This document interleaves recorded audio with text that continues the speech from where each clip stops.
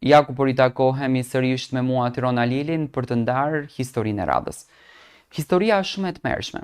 Bëhet fjalë për dy vajza, dy motra, që prindërit i kanë martuar për dy vëllezër, sepse nga fshati ku ato vinë, ashtu e kërkon tradita kur flasin prindërit, nuk mund të thuhet asnjë fjalë. Folën prindërit dhe çdo gjë ka marrë fund. Por martesa e tyre nuk ka shkuar ashtu siç duhet. Njëra motër është në hall të madh. Ka përjetuar dhe magji.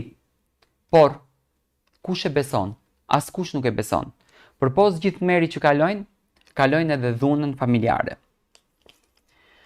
Përshëndetje Tiranë.